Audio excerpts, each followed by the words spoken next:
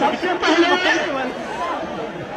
मैं जेएनयू के तमाम लोगों को, चाहे वो स्टूडेंट हो, चाहे वो कर्मचारी हो, चाहे वो टीचर हो, चाहे वो सिक्योरिटी गार्ड हो, हम चाहे वो दुकानदार हो या दुकान में काम करने वाले मजदूर हो, मैं तमाम लोगों को अपना क्रांतिकारी इस्तकबाल करता हूं।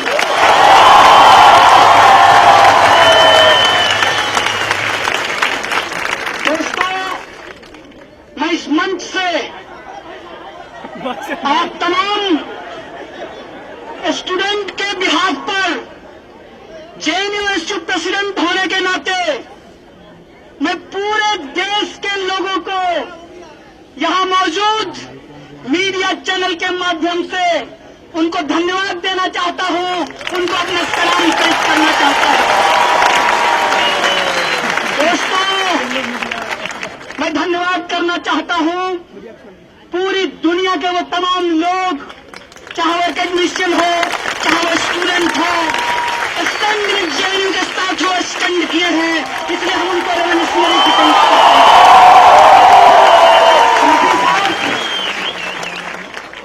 वो तमाम लोग, चाहे वो मीडिया के लोग हो, चाहे वो सिविल सोसाइटी के लोग हो, चाहे वो पॉलिटिकल लोग हो, चाहे वो नॉन पॉलिटिकल लोग हो, वो तमाम लोग आज जो इस जेएनयू को बचाने की लड़ाई के साथ खड़े हैं, जो रोहित वेमुला को न्याय दिलाने के लिए खड़े हैं, उनको मैं लाल सलाम पेश करता हूं, उनको धन्यवाद देना चाहता हूं। और मैं विशेष रूप से धन्यवाद देना चाहता हूं इस देश के बड़े बड़े महानुभाव जो पार्लियामेंट में बैठकर क्या सही है, क्या गलत है, इसको वो तय करने का दावा कर रहे हैं। उनको धन्यवाद, उनकी पुलिस को धन्यवाद, और मीडिया के उन चैनलों को भी धन्यवाद देना चाहता हूं।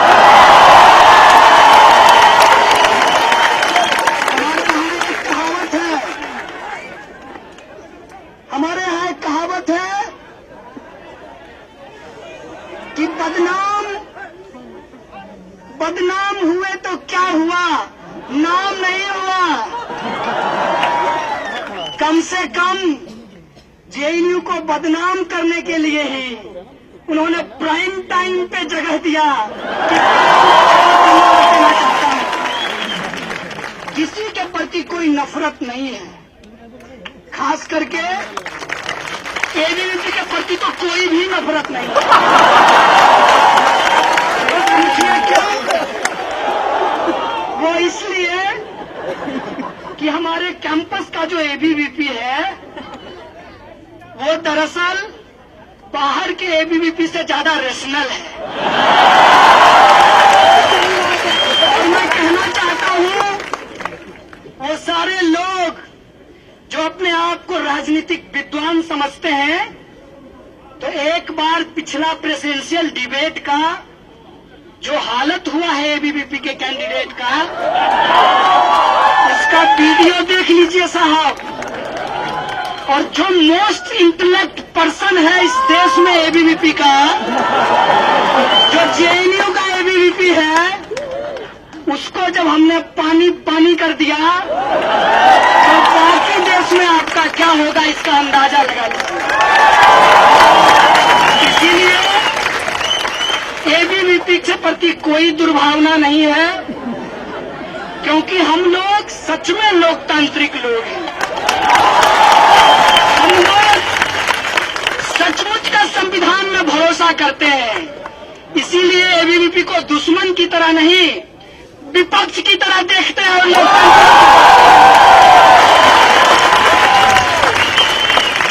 और मेरे दोस्त, मैं तुम्हारा वीच हंटिंग नहीं करूंगा, क्योंकि शिकार भी उसका किया जाता है जो शिकार करने के लायक हो। मुझे लगता है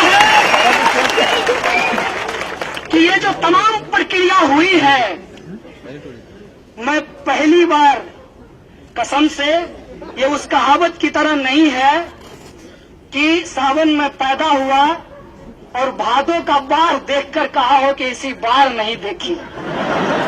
सच में कह रहा हूं, जेएनयू ने जो दिखाया है, जेएनयू जिस तरीके से खड़ा हुआ है इस देश के अंदर, सही को सही और गलत को गलत कहने के लिए हम जेएनयू को सैल्यूट करना चाहते हैं।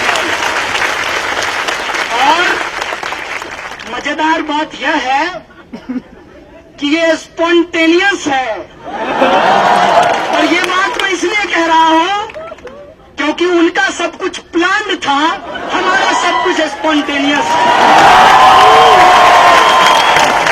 इस देश के संविधान में, इस देश के कानून में और इस देश की न्याय प्रक्रिया में भरोसा है। इस बात का भी भरोसा है कि बदलाव ही सत्य है और बदलेगा। हम बदलाव के पक्ष में खड़े हैं और यह बदलाव होकर रहेगा। पूरा भरोसा है अपने संविधान पर, पूरे तरीके से खड़ा होते हैं अपने संविधान के उन तमाम धाराओं को लेकर जो प्रस्तावना में कहा गया है। समाजवाद, धर्मनिरपेक्षता, समानता, इसके साथ खड़े हुए हैं। सवाल पूछ रहा था, मैं कहना चाहता हूं कि मैं आज भाषण नहीं दूंगा, आज मैं सिर्फ अपना अनुभव आपको बताऊंगा।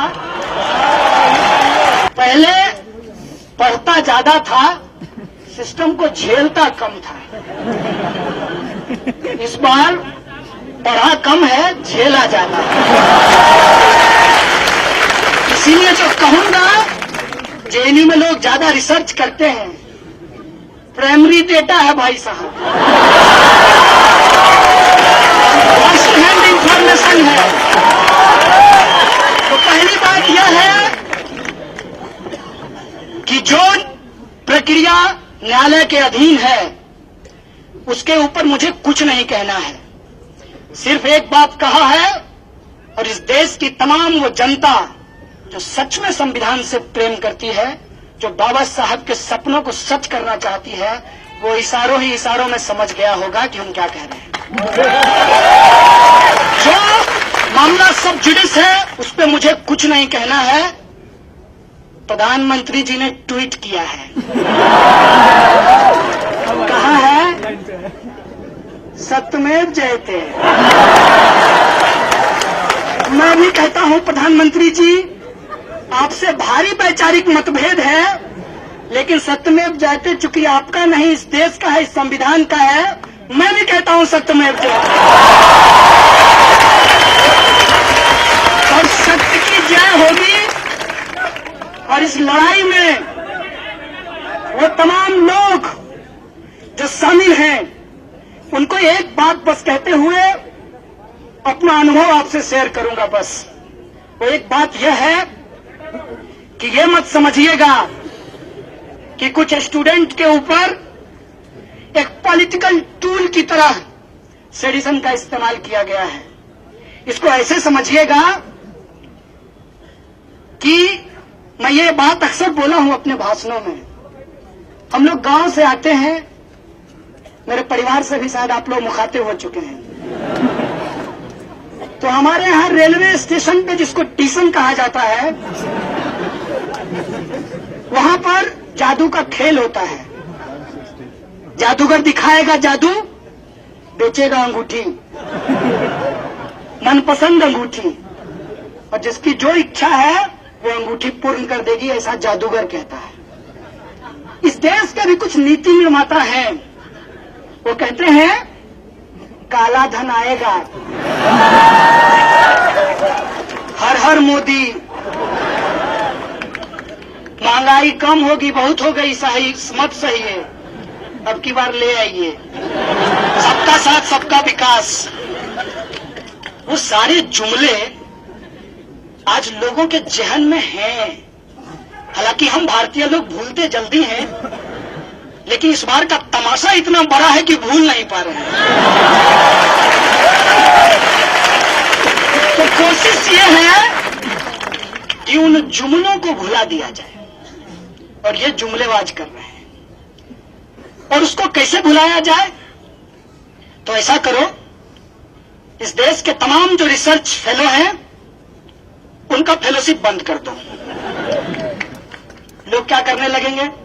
कहेंगे फेलोशिप दे दीजिए, फेलोशिप दे दीजिए। फिर कहेंगे कि अच्छा ठीक है, जो 5,000 और 8,000 देता था वही कंटिन्यू रहेगा। मतलब बढ़ाने का मामला गया। बोलेगा कौन? जेएनयू। तो जब आपको गालियां पड़ रही है, चिंता मत कीजिएगा, जो कमाए हैं वही खा रहे हैं आप लोग। इस देश में जो जन विरोधी सरकार है, उस जन विरोधी सरकार के खिलाफ बोलेंगे तो उनका साइबर सेल क्या करेगा? वो डॉक्टर्ड वीडियो भेजेगा, वो आपको गालियां भेजेगा और वो गिनेगा कि आपके डस्टबिन में कितना कॉन्डोम है। लेकिन ये बहुत गंभीर समय है, इसीलिए इस गंभीर समय में हम लोगों को गंभीरता से कुछ सोचने की जरूरत है कि जेएनयू पे हमला एक नियोजित हमला है, इस बात को आप समझिए। और ये नियोजित हमला इसलिए है कि आप ऑक्यूपाई यूजीसी मूवमेंट को डिलेजिटिमेट करना चाहते हैं। ये नियोजित हमला इसलिए है कि आप रोहित वेमुला के जस्टिस के लिए जो लड़ाई लड़ी जा रही है, उस लड़ाई को आप खत्म करना चाहते हैं। आप जेएनयू का मुद्दा इसलिए प्राइम टाइम पे चला रहे हैं माननीय एक्स-आरएसएस, क्योंकि आप इस देश के लोगों को भुला देना चाहते हैं कि मौजूदा प्रधानमंत्री ने 15 लाख रुपया उनके अकाउंट में आने की बात कही थी। लेकिन एक बात मैं आपको कह देना चाहता हूं, जेएनयू में एडमिशन पाना आसान नहीं है, तो जेएनयू के लोगों को भुला देना भी आसान नहीं है। आप अगर चाहते हैं कि हम भुला देंगे, तो हम आपको बार बार याद करा देना चाहते हैं कि इस देश की सत्ता ने जब जब अत्याचार किया है, जेएनयू से एक बुलंद आवाज आई है और हम उसी को दोहरा रहे हैं और हम उस सत्ता को याद करा रहे हैं। तुम हमारी लड़ाई को डाइल्यूट नहीं कर सकते। क्या कह रहे हैं? एक तरफ देश के सीमाओं पे नौजवान मर रहे हैं, मैं सैल्यूट करना चाहता हूं उनको जो लोग सीमा पे मर रहे हैं। मेरा एक सवाल है, जेल में मैंने एक बात सीखी है कि जब लड़ाई विचारधारा की हो तो व्यक्ति को बिना मतलब का पब्लिसिटी नहीं देना चाहिए। इसीलिए मैं उस लीडर का नाम नहीं लूंगा। बीजेपी के एक नेता ने लोकसभा में कहा कि नौजवान सीमा पे मर रहे हैं। मैं पूछना चाहता हूं कि वो आपका भाई है या फिर इस देश के अंदर जो करोड़ों किसान आत्महत्या कर रहे हैं, जो रोटी उगाते हैं हमारे लिए, और उन नौजवानों के लिए जो उस नौजवान के पिता भी हैं, उसके बारे में तुम क्या कहना चाहते हो? वो उस देश के शहीद हैं। सवाल पूछना चाहते हैं कि जो किसान खेत में काम करता है, मेरा बाप, मेरा ही भाई फौज में भी जाता है और वही मरता है, और तुम ये बाइनरी बना करके देश के अंदर एक झूठा डिबेट मत खड़ा करो। जो देश के लिए मरते हैं, देश के अंदर भी मरते हैं, देश की सीमा पर भी मरते हैं। हमारा सवाल है कि तुम पार्लियामेंट में खड़ा होकर किसके खिलाफ राजनीति कर रहे हो? वो जो मर रहे हैं उनकी जिम्मेवारी कौन लेगा? लड़ने वाले लोग जिम्मेवार नहीं हैं, लड़ाने वाले लोग जिम्मेवार हैं। और एक कविता की एक पंक्ति मुझे याद आ रही है, शांति नहीं तब तक जब तक सुखभाग न सबका सम होगा। नर का सम है, इसलिए मैंने जेएनयू में जेंडर सेंसिटिव होते हुए सबका कर दिया है। शांति नहीं तब तक जब तक सुखभाग न सबका सम होगा, नहीं किसी को बहुत अधिक और नहीं किसी को कम होगा। इसीलिए युद्ध के लिए जिम्मेवार कौन है, कौन लड़ाता है लोगों को, कैसे मर रहे हैं मेरे पिताजी और कैसे मर रहा है मेरा भाई, हम पूछना चाहते हैं ये बाइनरी बनाने वाले प्राइम टाइम के दो टकिए स्पीकरों से।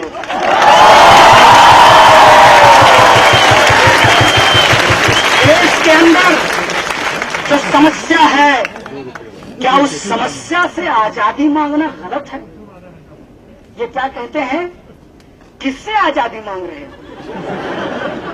तुम ही बता दो कि क्या भारत ने किसी को गुलाम कर रखा है? नहीं, तो ऑब्वियसली भारत से नहीं मांग रहे हैं। भारत से नहीं मेरे भाइयों, भारत में आजादी मांग रहे हैं। और से और में फर्क होता है। अंग्रेजों से आजादी नहीं मांग रहे हैं, वो आजादी इस देश के लोगों ने लड़ करके लिया है। अब मैं अपने अनुभव पे आता हूं। पुलिस ने हमसे पूछा कि आप लोग लाल सलाम क्या कहते हैं? बात मैं ये आपको कह दूं कि ये इन्वेस्टिगेशन का पार्ट नहीं था। पुलिस हमको कभी खाना खिलाने के लिए, कभी मेडिकल कराने के लिए ले जाती थी, और हम जेएनयू के लोग, उसमें से भी मैं ब्रह्मपुत्रा था, तो मैं बिना बात किए रहता कैसे? तो मैं उनसे बात करने लगा, और बात किया तो वो आदमी भी वैसा निकला जैसा मैं। देश के अंदर पुलिस में कौन नौकरी करता है? जिसके पिताजी किसान हो, जिसके पिताजी मजदूर हो, जिसके पिताजी कमजोर वर्ग के हो, वही पुलिस की नौकरी करता है। मैं भी इस देश का one of the backward state Bihar से आता हूं। मैं भी एक गरीब परिवार से आता हूं, मैं भी एक किसान परिवार से आता हूं, और पुलिस में भी गरीब परिवार के लोग ही नौकरी करते हैं। मैं कांस्टेबल, हेड कांस्टेबल और इंस्पेक्टर तक की बात कर रहा हूं। आईपीएस साहब से मेरा ज्यादा इंटरेक्शन नहीं है। तो वो जो सिपाही था उससे बातचीत हुई, और जो भी मैं अनुभव कहूंगा वो बस बातचीत का हिस्सा है। उसने पूछा कि लाल सलाम क्या है? हमने कहा लाल मतलब क्रांति, सलाम मतलब क्रांति को सलाम। तो कहा मतलब समझ में नहीं आया। बोले इनकलाब जिंदाबाद। बोला जानते हैं? तो बोले क्रांति को ही उर्दू में इनकलाब कहते हैं। कहा ये स्लोगन तो एबीवीपी भी लगाती है।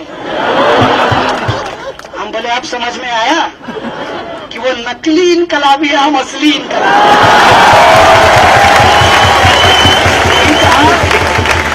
ये बताइए कि आप लोगों को बहुत सस्ता सब कुछ जेएनयू में मिला है। हम बोले एक बात बताएं। बोला बताइए।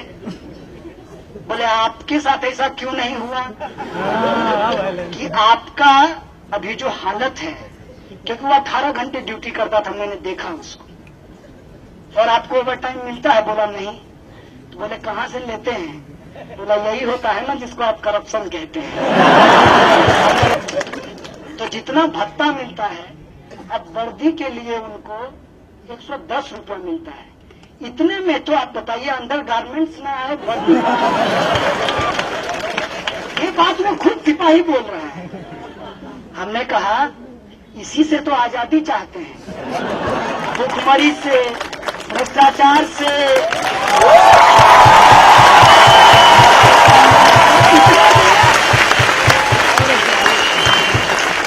हरियाणा में एक आंदोलन शुरू हो गया। और आप सब लोग जानते हैं कि दिल्ली पुलिस में ज्यादातर लोग हरियाणा से आते हैं। मैं उनको बहुत सैल्यूट करता हूं क्योंकि वो लोग बहुत मेहनती लोग होते हैं। तो हमने कहा ये आरक्षण, बोला जातिवाद बहुत खराब है। हम बोले इसी जातिवाद से तो आजादी चाहते हैं जिससे। बोला इसमें तो कोई गलत नहीं है, इसमें तो कोई देशद्रोह नहीं है। हम बोले आप ये बताइए कि सिस्टम में सबसे ज्यादा पावर किसको है? बोला हमारे डंडे को। हमने कहा बिल्कुल सही बात, क्या आप ये डंडा अपनी इच्छा से चला सकते हैं? बोला नहीं। तुम बोले सारा पावर किसके पास चला गया? बोला जो फर्जी ट्वीट पे स्टेटमेंट दे रहा है।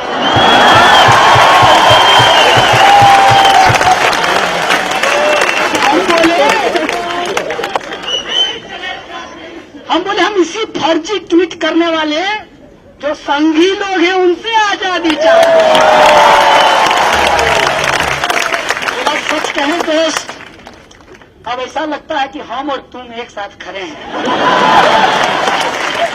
हम बोले यार इसमें एक दिक्कत है कि अब सारे मीडिया के लोगों को नहीं कह रहा हूं, हम्बली बोल रहा हूं, क्योंकि सारे मीडिया के लोग वेतन वहां से नहीं पाते हैं, कुछ लोग वहीं से वेतन पाते हैं।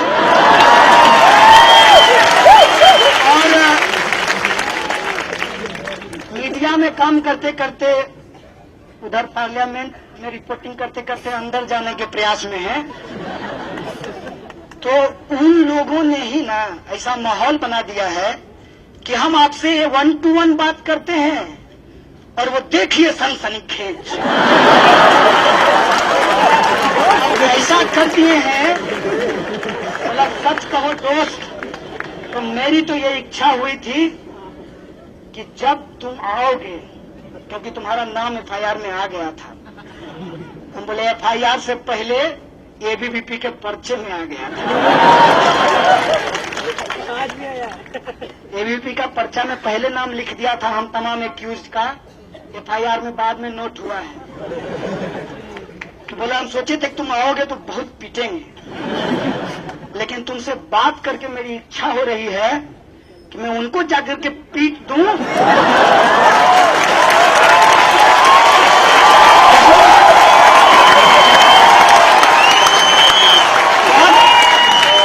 बहुत गंभीर बात कहा है उसने, और मैं इस पे ध्यान दिलाना चाहता हूं मीडिया के माध्यम से पूरे मुल्क के लोगों को। सिपाही ने, जो मेरी तरह एक आम परिवार का लड़का है, जो मेरी तरह PhD वो भी करना चाहता था, लेकिन उसको JNU नहीं मिला, जो मेरी तरह इस देश की व्यवस्था को समझकर लड़ाई को लड़ना चाहता था, साक्षर और शिक्षित का फर्क समझना चाहता था, आज पुलिस की नौकरी कर रहा है। यहाँ JNU खड़ा होता है, इसीलिए आप JNU के आवाज को दबाना चाहते हैं कि एक कमजोर आदमी PhD ना कर सके, क्योंकि शिक्षा जो बेची जा रही है वहां पे लाखों रुपया देने के लिए उसके पास फीस नहीं होगा, इसलिए वो PhD नहीं करेगा। इसलिए आप बंद करना चाहते हैं उन तमाम आवाज को जो यूनाइट हो सकता है, चाहे वो सीमा पे खड़ा हो, चाहे खेत में अपनी जान दे रहा हो, या JNU में आजादी के लिए संघर्ष कर रहा हो, आप उस आवाज को मिलने नहीं देना चाहते हैं। मैं आपको कहना चाहता हूं कि बाबा साहब ने कहा था कि राजनीतिक लोकतंत्र से काम नहीं चलेगा, हम सामाजिक लोकतंत्र स्थापित करेंगे। इसलिए हम बार बार संविधान की बात करते हैं, और लेनिन ने कहा है democracy is indispensable to socialism. इसीलिए हम डेमोक्रेसी की बात करते हैं, इसीलिए हम फ्रीडम ऑफ एक्सप्रेशन की बात करते हैं, इसीलिए हम इक्वलिटी की बात करते हैं, हम इसीलिए सोशलिज्म की बात करते हैं कि एक चपरासी का बेटा और एक राष्ट्रपति का बेटा एक स्कूल में पढ़ाई कर सके।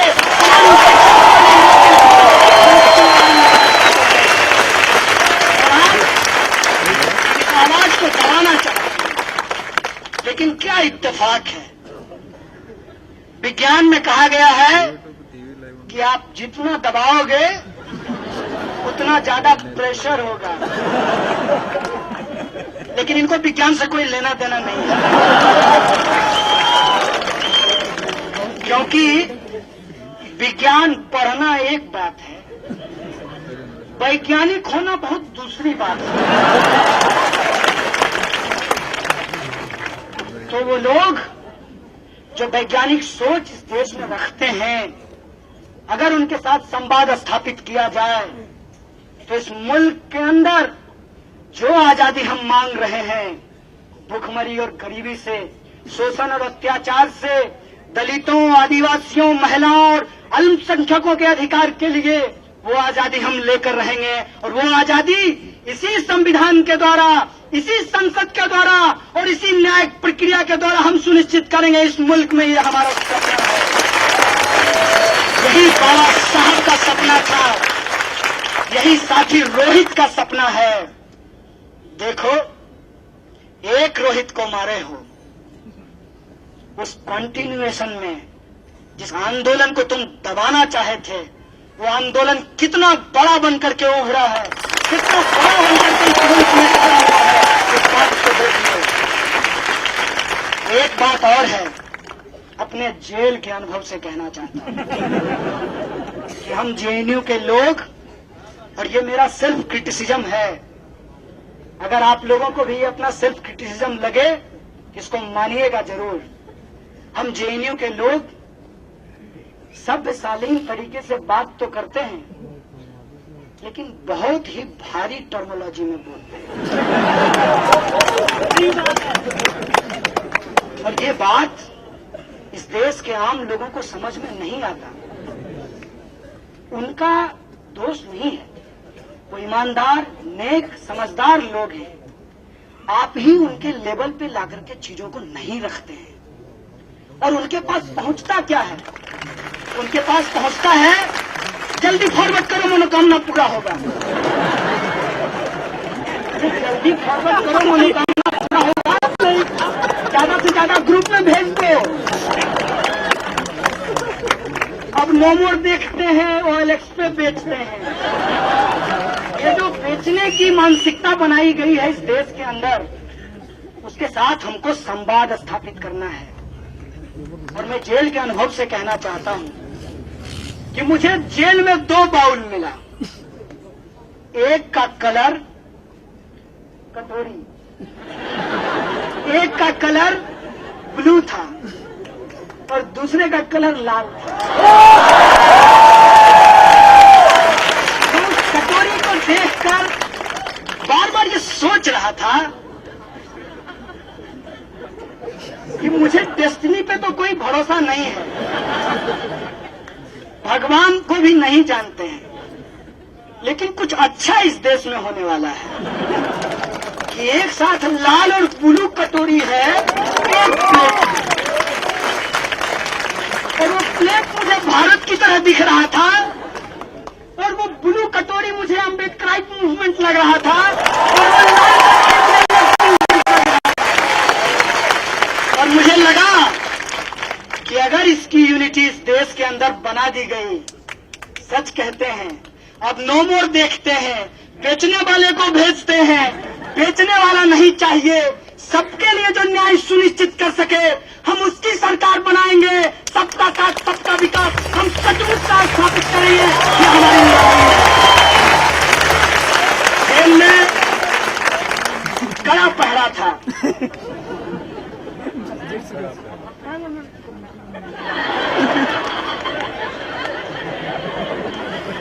लाए हैं आपके लिए, चना लेकर आए हैं। और एक कहावत है, जब तक जेल में चना रहेगा आना जाना लगा रहेगा। हालांकि बहुत देर हो गया है जेएनयू के लिए, बहुत दिनों के बाद जेएनयू के स्टूडेंट को जेल भेजा गया है, काफी लंबे समय के बाद। क्योंकि काफी लंबे समय के बाद एक मजेदार बात बता देता हूं जो उससे जुड़ा हुआ है। आज माननीय प्रधानमंत्री जी का आदरणीय बोलना पड़ेगा ना,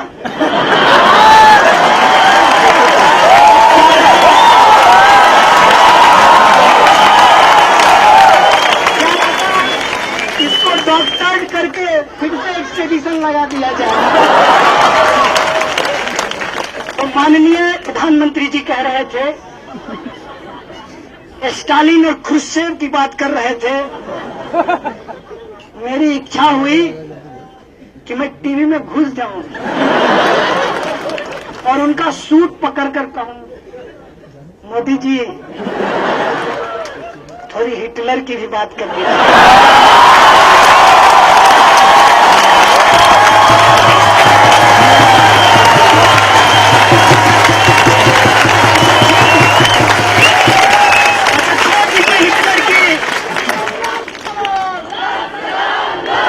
छोड़ दीजिए हिटलर की, मुसोलिनी की बात कर दीजिए, जिसकी काली टोपी लगाते हैं, जिससे आपके गुरुजी गोलवलकर साहब मिलने गए थे और भारतीयता की परिभाषा जर्मन से सीखने का उपदेश दिया था। तो हिटलर की बात, ख्रुश्चेव की बात, प्रधानमंत्री जी की बात, उसी वक्त योजना की बात हो रही थी।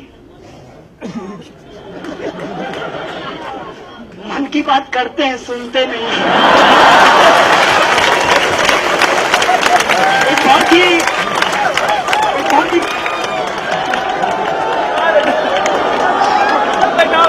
ही पर्सनल चीज है।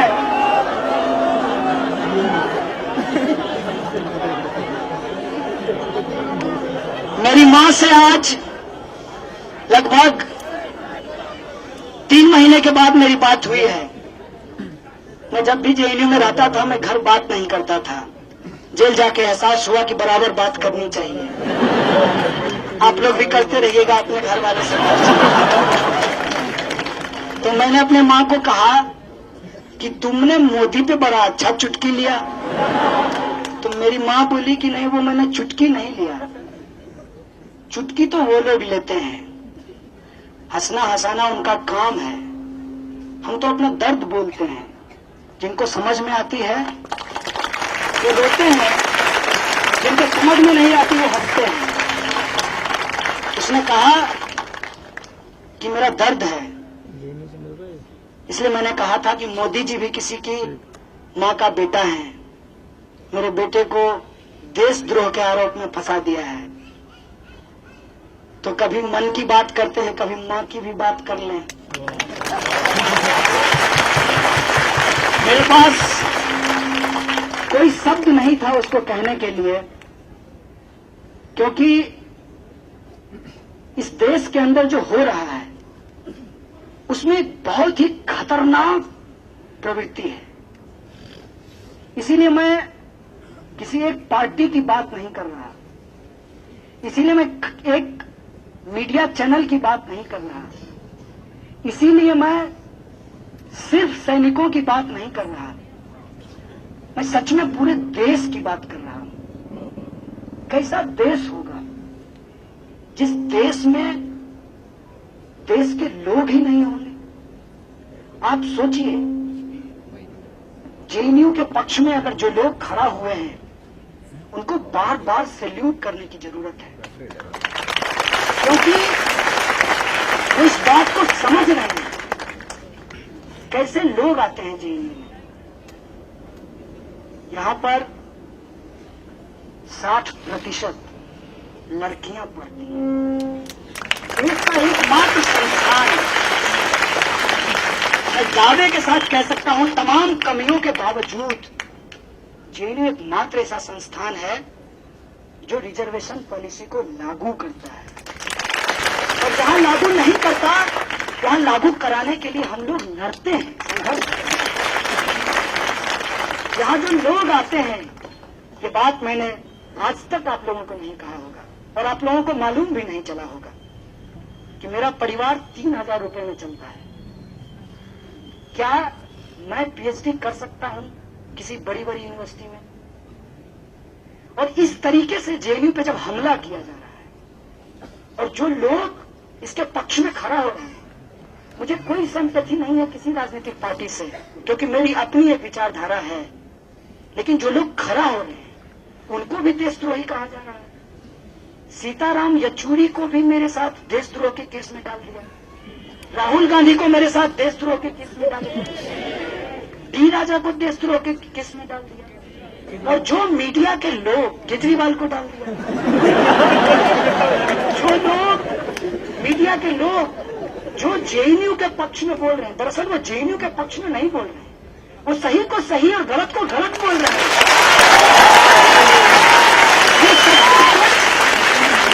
झूठ को झूठ बोल रहे हैं, उनको गालियां भेजी जा रही है, उनको जान से मारने की धमकी दी जा रही है।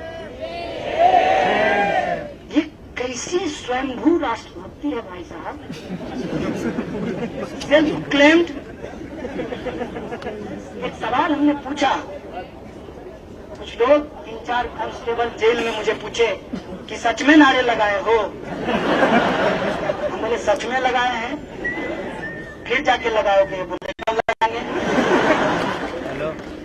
बोले फर्क कर पाते हैं कि रेशनैलिटी खत्म हो गई।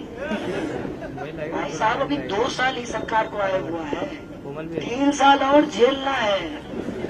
इतनी जल्दी यह देश अपनी रेशनैलिटी लूज नहीं कर सकता है, क्योंकि इस देश के 69% लोगों ने उस मानसिकता के खिलाफ वोट दिया है। इस बात को जमा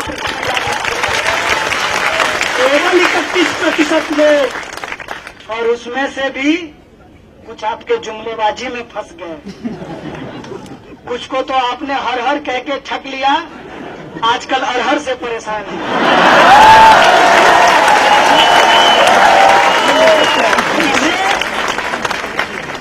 आप अपनी हमेशा के लिए जीत मत समझिए।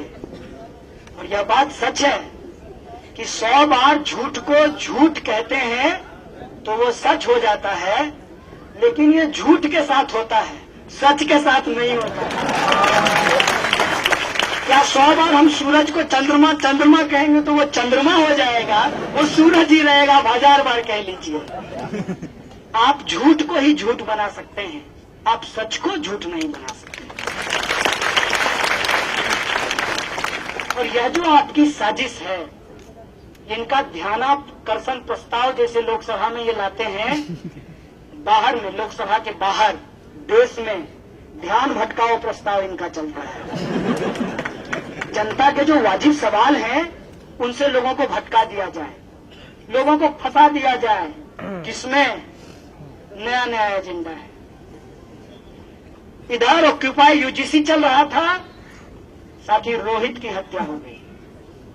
साथी रोहित के लिए आवाज उठाया, देखते देखते देखिए देश का सबसे बड़ा देशद्रोह, राष्ट्रद्रोहियों का अड्डा, ये चला दिया। ज्यादा दिन चलेगा नहीं तो इनकी अगली तैयारी है, राम मंदिर बनाएंगे। आज की बात बताता हूँ, आज एक सिपाही से बात हुई है निकलने से पहले। कहा धर्म मानते हो? हमने कहा धर्म जानते ही नहीं, पहले जान ले फिर मानेंगे। बोला किसी परिवार में तो पैदा हुए होंगे। हमने कहा इत्तेफाक से हिंदू परिवार में पैदा हुए। तो कहा कि कुछ है जानकारी? हमने कहा मेरी जितनी जानकारी है उसके हिसाब से भगवान ने ब्रह्मांड को रचा है और कण-कण में भगवान है, आप क्या कहते हैं? हमने कहा, उसने कहा बिल्कुल सही बात है। तो हम बोले कुछ लोग जो है भगवान के लिए कुछ रचना चाहते हैं, इस पे आपकी क्या राय है? महापूर्वक आइडिया है। काठ की हाड़ी कितना बार चढ़ाओगे भाई? 80 से 180 एक बार बना लिए थे, बेड़ा पार लगा दिए थे, मुख में राम बगल में छुरी। अब की नहीं चलेगा, अब की थोड़ी दूरी बदल गई है, लेकिन इनकी कोशिश है कि चीजों को भटकाया जाए ताकि इस देश के अंदर जो वाजिब सवाल है उस पर विमर्श न खड़ा हो। आज आप यहां खड़े हैं, आप यहां बैठे हुए हैं, आपको लगता है कि आपके ऊपर एक हमला हुआ है। सचमुच ये बड़ा हमला है, लेकिन ये हमला मेरे दोस्त आज नहीं हुआ है। मैं आपको याद दिलाना चाहता हूं कि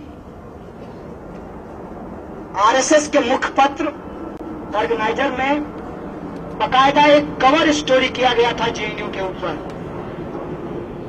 स्वामी जी का बयान आया था जेएनयू को लेकर के, और मुझे डेमोक्रेसी में पूरा भरोसा है। अगर एबीवीपी के मेरे दोस्त सुन रहे हैं तो मेरा सादर अनुरोध है उनसे, एक बार स्वामी जी को ले आइए, आमने सामने विमर्श कर लेते हैं। अगर तार्किक तरीके से, कुतर्क से नहीं, अगर तार्किक तरीके से वो साबित कर देंगे कि जेएनयू को 4 महीने के लिए बंद कर देना चाहिए, तो मैं उनकी बात पे सहमत हो जाऊंगा। अगर नहीं तो मैं उनसे आग्रह करूंगा, जैसे पहले देश से बाहर थे फिर चले जाइए देश का कल्याण। इस तरीके से हमला किया जाता है। और मजेदार बात मैं आपको बताऊं, शायद आप लोग कैंपस के अंदर थे तो उन चीजों को देख नहीं पाए। कितना प्लानिंग था, पूरा प्लान, डे 1 से प्लान था।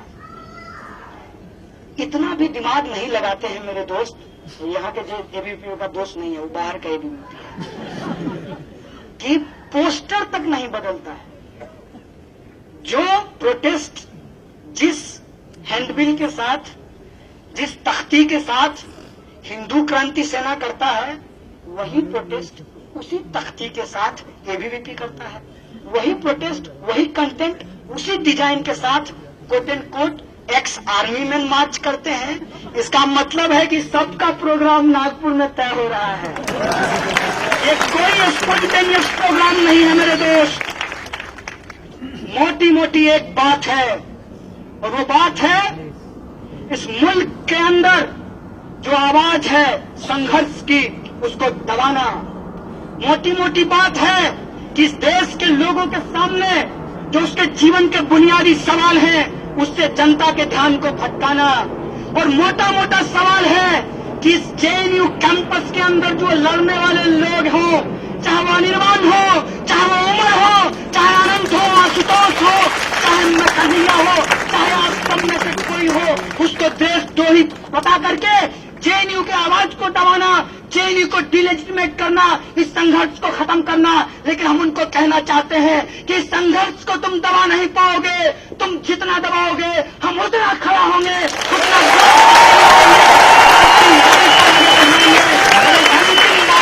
मेरे दोस्त।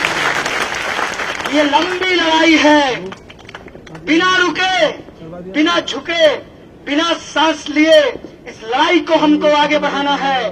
और इस कैंपस के अंदर जो देश को विभाजित करने वाली ताकत हो, चाहे एबीवीपी के लोग हों, चाहे इस कैंपस के बाहर आरएसएस और भाजपा के लोग हों, जो इस देश को बर्बादी के कगार पर लाना चाहते हैं, उनके खिलाफ हम एकजुट होकर खड़ा होंगे। जेएनयू खड़ा होगा, इतिहास बनाएगा, इतिहास बन रहा है। और जो लड़ाई ऑक्यूपाई यूजीसी मूवमेंट के दौरान छेड़ी गई, जो लड़ाई साथी रोहित वेमुला ने छेड़ा है, और जो लड़ाई आप लोगों ने छेड़ा है, इस देश के अंदर अमन पसंद, प्रगति पसंद लोगों ने छेड़ा है, उस लड़ाई को हम लड़ेंगे, जीतेंगे, यही हमारा विश्वास है। और इन्हीं शब्दों के साथ एक बार फिर से आप तमाम लोगों को शुक्रिया अदा करते हुए, वो तमाम लोग जो इस लड़ाई में शामिल हुए हैं, उसमें आप लोगों को शरीक बने रहिए, इस बात की अपील करते हुए अपनी बात को खत्म करूंगा। शुक्रिया। इंकलाब जिंदाबाद, छात्र एकता जिंदाबाद, सामाजिक न्याय जिंदाबाद। संघर्ष करेंगे, जीतेंगे।